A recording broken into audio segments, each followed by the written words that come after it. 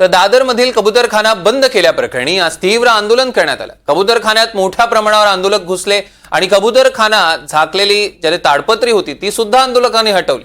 शिवाय कबूतरखान्यावर बांधलेले बांबू सुद्धा पाडण्यात आले। कबूतरखान्याबाबत दादरमधल्या नागरिकांचं काय मत आहे जाणून घेतले आमचे प्रतिनिधी अक्षय कुडकेलवार यांनी।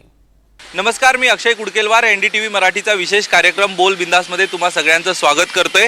आज जर आपण बघितलं तर दादर येथील कबूतरखान्यावरती निर्बंध आणले होते आणि त्याबाबत हा कबूतरखाना न्यायालयाच्या आदेशाने महानगरपालिकेच्या माध्यमातून बंद करण्यात आला होता।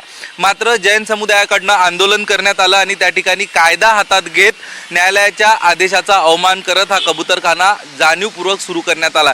याविषयीच दादरमधील काही लोक जे कबूतरखान्याच्या परिसरामध्ये राहतात ते आपल्यासोबत बोलण्यासाठी त्यांच्या आपण प्रतिक्रिया जाणून घेणार आहोत। नेमकी त्यांची प्रतिक्रिया काय आपण सर बघितलं तर हा जो कबूतरखाना आहे किंवा कबूतरांच्या विष्ठेमुळे किंवा कबूतरामुळे पसरणाऱ्या अनेक जंतूंमुळे श्वसनाचे किंवा इतर आजार होतात, हे कारण देत न्यायालयाने हे कबूतरखाने खरं तर बंद करण्याचा आदेश दिला होता।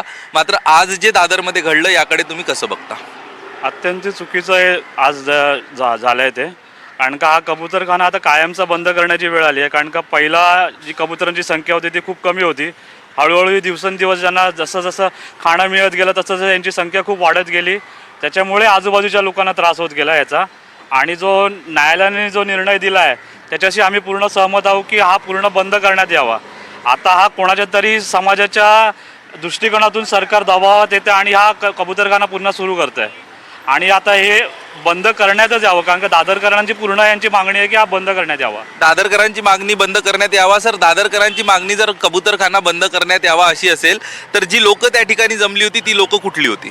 हाच प्रश्न आम्हालाही पडला आहे की जैन समाज हा शांत समाज आहे आणि अशा वेळी असं हिंसक आंदोलन करणं आम्हाला तरी असं वाटत नाही की ते दादरचे जैन समाजवाले कोण होते, ते बाहेरूनच आले होते। अच्छा, बाहेरून जैन समाजवाले आले होते। ताई, बाहेरून हे जैन समाजवाले या ठिकाणी एकत्रित जमा झाले होते। मग पोलीस जर आपण बघितलं तर इतर छोट्या मोठ्या आंदोलनावर मोठी कारवाई करतात। तुम्हाला काय वाटतं या सगळ्या संदर्भात कायदा हातात घेणाऱ्या लोकांवरती कारवाई होणं गरजेचं आहे का? बघा, कारवाई घेणं हे इम्पॉर्टंट नाही आहे। पहिला आपण सगळ्या सामाजिक दृष्टीने विचार करायला पाहिजे। कबुतरांचा एक कुठल्याही प्राण्यांचा इको झोन असतो, ते तुम्ही साखळी मोडायला नाही पाहिजे पहिला गोष्ट तर। आणि आधीही कबूतर होतेच की, तेव्हा त्यांना कोण देत नव्हतं। तुम्ही एक विचार करा, निसर्गाचा नियम आहे, जर तुम्ही सायकल मोडलं तर तो प्रॉब्लेम होणार। आजही मी शिवाजी बागमध्ये डेफिनेटली आज मी सकाळी शिवाजी बागमध्ये बघते, जेव्हा मी वॉकिंग करायला जाते तेव्हा सगळेजण, तुम्ही बघा, सगळेजण मांजरीला फूड देतात। हा पण एक विषय आहे, पण त्याच्यावरती कोण बोलत नाही। सगळे मांजरींना फूड देतात जे रेडीमेड मिळतं। तुम्ही नोटीस केलं आहे का, करोनामध्ये तुम्ही त्यांना चपाती देऊन बघितलीत का? ते खात नव्हते, कारण का तुम्ही ह्याची सवय लावलेली प्राण्यांना आणि ते फळ फ्रूट तेच त्यांना फळ हवं, हे हवं होतं, फूड हवं होतं। मग त्याने काय झालं आहे माहिती आहे का, मांजरींना ते फूड हवं आहे, मांजर उंदीर खात नाही आहे। मांजर आणि उंदीर आजकाल खेळायला लागले आहेत, हा विचार करा तुम्ही। आपण त्याच्या बातम्या किंवा रील बनवतो, तुम्ही त्याचा विचारच करत नाही। किती छोट्या छोट्या गोष्टी आहेत ॲक्च्युली, आणि त्या मांजर आणि उंदीर खेळत आहेत, त्यामुळे काय होतं, उंदीर सगळं झाड पोखरतं खालतून आणि मग येणाऱ्या पावसाळ्यात झाड कोलमडून पडतं। तुम्ही बघा ना, जैन समाजाचे एक त्यांचा रूल आहे किंवा त्यांची एक ती पद्धत आहे देवासाठी की तिकडे मुंग्यांसाठी साखर टाकतात, हे टाकतात, गव्हाचं पीठ टाकतात। कशाला टाकतात? मुंग्या हे सगळे प्राणी आपापलं अन्न शोधू शकतात असं सांगितलं जाते। सर, कालपर्यंत जे मंगलप्रभात लोढा हे कबूतरखान्यासंदर्भात भूमिका घेत होते, आज हे आंदोलन झाल्यानंतर मंगलप्रभात लोढा म्हणतात की बाहेरून लोक आली होती, ही जैन लोक नाही आहेत। आज मला असं वाटतं की त्यांनी हा जो निर्णय बदलला आहे हा कुठल्या तरी दडपणाखाली बदलला असावा, त्यांचा भूमिका त्यांची बदलली असेल। पण मी सांगू इच्छितो आपल्याला की मी इकडे आता एक दादरचा रहिवासी आहे। मी लहानपणापासून बघत आलो आहे कबूतरखान्यामध्ये ना, पूर्वी असं ह्या पद्धतीने आत्ता जे मागील एक 4-5 वर्ष झाले की जो प्रथा पडलेली आहे एक, की आज तुझं कुठलं काम झालं ना तर तू 1 गोणी द्यायची, तुझं काम झालं ना तू 2 गोण्या द्यायच्या, असा एक नवीन खेळ मांडण्यात आलेला आहे। हा कुठल्या समुदायाचा आहे, काय आहे, ते प्रशासनाने आणि शासनाने त्याच्यावरती नजर ठेवून तो योग्य निर्णय घ्यावा, योग्य कारवाई करावी, हा त्यांचा प्रश्न राहिला। पण पूर्वी कबूतर कसे होते, त्यांना जेवढं खाणं पाहिजे ना तेवढंच टाकलं जायचं। आता त्यांना एक्सेस खाणं, जास्त खाणं टाकलं जातं, ते खाणं कुजतं, त्यांची खाण्याची कॅपॅसिटी संपल्यावरती ते खाणं तसंच पडून राहतं. पावसाळ्यामध्ये आता ते खाणं कुजल्यामुळे ते खाणं खराब झालेलं खाणं कबूतर खातात आणि मोठ्या प्रमाणात आजारी पडतात आणि तिकडे मरून पडतात आणि ती रोगराई मोठ्या प्रमाणात त्या आजूबाजूच्या परिसरात पसरायला लागलेली आहे. हे सगळं जेव्हा लक्षात आलं सगळ्यांच्या आणि ते शासनाच्या आणि कोर्टाच्या माध्यमातून वेगवेगळ्या पद्धतीने जनतेने जेव्हा आज तिकडे त्याच्याबद्दल अहवाल नेला, तर तिकडे जेव्हा हा निर्णय आला कबूतरखाना बंद करा, एक तडकाफडकी आलेला नाही. ह्याच्यामागे अभ्यासपूर्व निर्णय आहे असं सांगतं. ताई, तुम्ही कबूतरखाना परिसरामध्ये गेला का आणि काय परिस्थिती असते त्या ठिकाणी जेव्हा कबूतराला हे अनेक प्रकारचं खाद्य किंवा धान्य टाकलेलं असतं, दाणे टाकलेले असतात, काय परिस्थिती असते त्या ठिकाणची?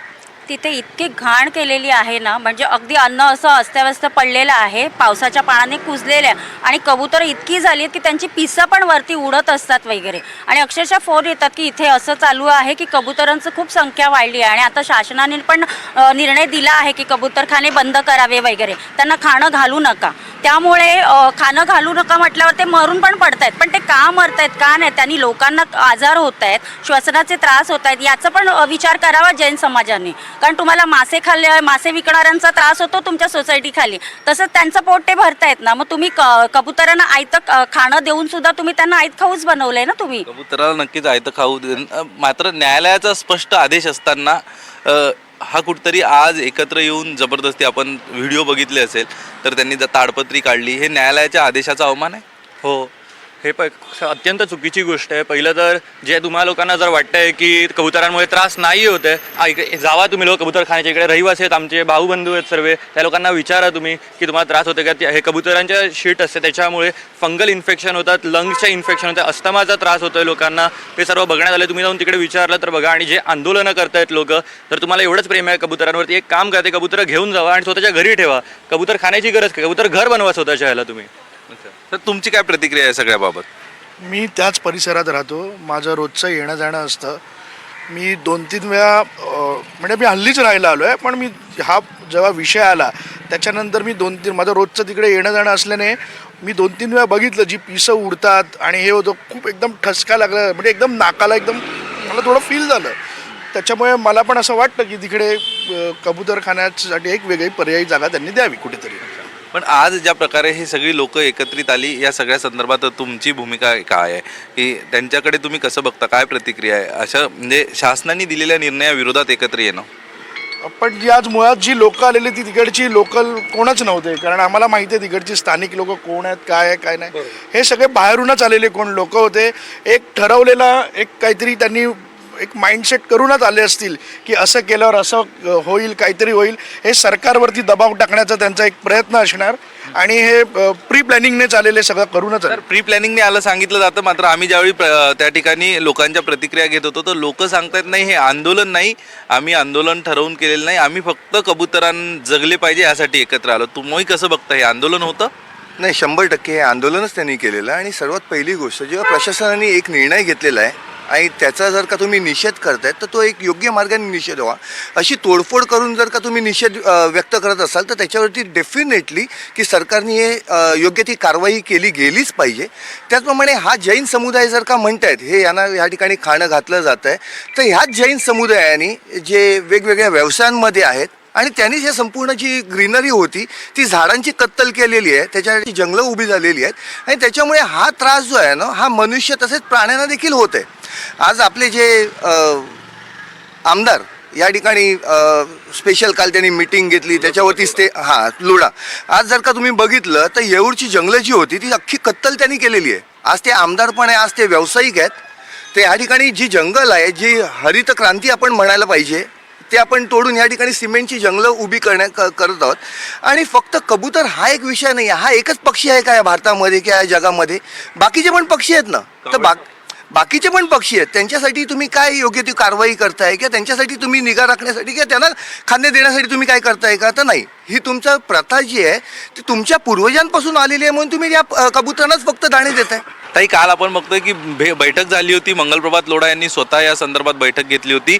ठरलं देखील होतं की आता कबुतरांचा खाण्याचा प्रश्न उद्भवणार नाही, महानगरपालिकेच्या माध्यमातून कबुतरांना एका ठराविक वेळेत खाद्य पुरवठा केला जाईल आणि त्यानंतर न्यायालयामध्ये जी प्रक्रिया ती पार पडली जाईल. काल ठरलं असताना आज आंदोलन, हे कुठेतरी षडयंत्रच आहे. त्यामागचं हे काहीतरी असणारच ना, कोणतरी त्यामागे, की आंदोलन करणारे हे बाहेरचे आहेत, इथले स्थानिक नाही आहेत. तर काहीतरी या जैन समाजाचंच असणार ना, कोणतरी हेड, की त्यांनी हे आंदोलन ठरवून केलेलं आहे. या सगळ्या संदर्भात जैन म्हणू नका, आम्ही ज्यावेळी त्या ठिकाणी वार्तांकन करत होतो, हे जैन समाजाचं नाही तर हिंदूंचं आंदोलन आहे असं सांगितलं जात होतं. तुम्ही या संदर्भात काय प्रतिक्रिया? ते हिंदूंचं आंदोलन होतं की एका विशिष्ट समुदायाने केलेलं होतं? हे बघा, मला तर वाटतं हे मूर्खपणाचं आंदोलन होतं. पहिला ज्या जैन समाजामध्ये डॉक्टर असतील त्यांनी त्यांचा पहिला ॲडवाईस घ्या की नक्की ह्याने काय प्रॉब्लेम होतो की नाही होत, हे पहिला विचारून घ्या. आणि ही कुठल्याही गोष्टीला एखादा पक्ष विरोध करतोय म्हणून तुम्ही जाऊ नका. त्याचे सगळे पडताळे करा पहिला, की नक्की असं होतं आहे का, त्याने श्वसनाचे त्रास होत आहेत का, माणसांना त्यांनी त्रास होतोय का, हे सगळं पहिला शहानिशा करा आणि मग आंदोलनात उतरा. आणि जेव्हा BMCने जेव्हा तिकडे शेल्टर बांधलं आहे तर ते तुम्ही असं तोडायला जाऊ नका ना. कानून तुम्ही कशाला हातात घेत आहेत? जेव्हा केलं तेव्हा तर ते पूर्ण कानूनच्या ह्याने गेले ना, मग आपण कशाला कानून हातात घेत आहेत आणि हे सगळं करतायत? या सगळ्यात मुद्दाम हा विषय ताणला जातो असं वाटतंय काही लोकांकडून. हो, ॲक्च्युली कसं आहे, मी आता 35 वर्ष दादरमध्ये राहतो. तिकडनं येणं जाणं आमचं रोजचं असतं. ती जेव्हा ते कबूतर उडतात, त्याचे पिसं, त्यांची विष्ठा एवढी पसरते ना. आता बघायला गेलं तिथे नुसतं रहिवाशी नाही, त्याच्या बाजूला एक शाळा पण आहे. त्या शाळेत लहान मुलं असतात, त्यांना पण त्याचा त्रास होतो. आणि एवढा त्रास होतो ना प्रचंड, की फुफ्फुसाचे रोग वगैरे त्याच्यामुळे होत आहेत. आणि आजचं जर आंदोलन मगाशी मी TV वरती बघितलं ना, तर स्थानिक तर कोणच नव्हतं आणि जैन समाजाचेच भरपूर लोक होते. तर आणि त्याच्यामध्ये ते मंगलप्रभात लोढा इन्वॉल्व झाले. तर ॲक्च्युली ते व्यावसायिक आहेत, बिल्डर आहेत ते.